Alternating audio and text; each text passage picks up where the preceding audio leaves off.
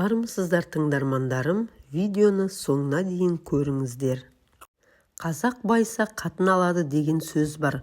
Бұл сөздің жаны бар. Өйткені жағдайы жоқ еркекке ешкім тоқалы бола қоймас.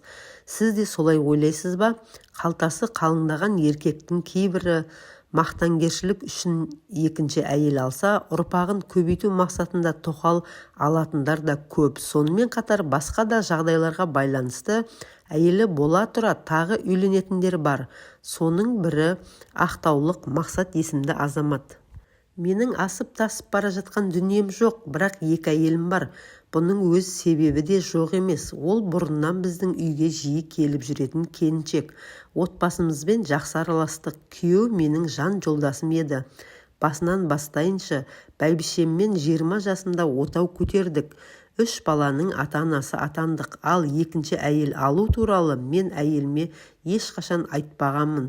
Ондай ойым болмағанда. Қазіргі кейбір еркектер секілді даурығып, ата-бабамыз 3-4 қатыннан алған, шариғатта да 4 әйел алуға рұқсат етеді демедім. Тоқал алу керек деп өрімдей жас әрі сұлу қызға үйленбедім. Мен сауап үшін үйлендім. Тұрмысқа шықпай, оң жақта отырып қалған қыз немесе күйеуінен айырылып жесір қалған балаларымен қиналып жүрген әйелге қамқорлық көрсету үшін тоқалдыққа алсаң сауабы күшті болады екен. Екінші әйелімнің күйеуімен жақсы дос едік. Ол осыдан 10 шақты жыл бұрын қайтыс болған. Өзінің өмірден өтерін сезді ме екен, маған 2 баласын аманаттап кетті. Бұрыннан асқазаны ауыратын, ол жиі ауруханаға түсіп қалатын. Көңілін сұрап барғанында досым, өмірден өтіп кетсем, балаларыма бас көз боласың ғой дейтін. Олай деме, балаларыңды өзің өсіріп, өзің қарайсың. Асқазан ауруынан қайтыс болғанды естімеппін деймін ғой мен. Бірақ ажалы жетті мекен, сол ауруы асқынып, ауруханада жатқанда жан тәсілім етті. Оны жер қойнауына тапсырып жатқанда іштей оған сөз бердім. Балаларын ешқашан ешкімнен кем етпейтінімді, оларға қолымнан келген барлық жақсылықты жасап, азамат етіп жеткізетінімді айттым. Әрине, ол маған ешқашан менің әйелімді ал деген жоқ. Ешкім олай айта алмаса керек. Тек қана қамқор бол, отбасыма бас көз бол деді. Досымның қалада өз үй жайы бар еді. Өте еңбекқор, пысық жігіт еді ғой. Досым қайтқалы мен анда-санда үйіне барып, азық-түлік апарып беріп, жағдайларын сұрап жүрдім. Бір мәселе туындай қалса, әйелі қоңырау шалып маған айтатын. Балалары алдымнан ағалап жүгіріп шығады. Әсіресе 1,5 жасар ұлы папа деп қасымнан шықпайды.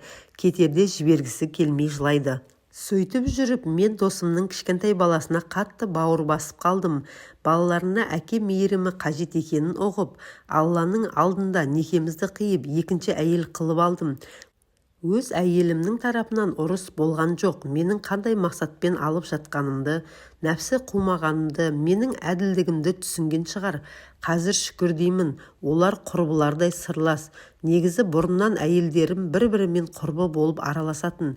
Әрине, бастапқыда балалар үшін ренжісіп қалып жүрді. Әйелдер арасында қызғаныш та болды. Қазір бәрі қалпына келіп реттелген, туыстарым да біледі, бәрімен жақсы араласамыз.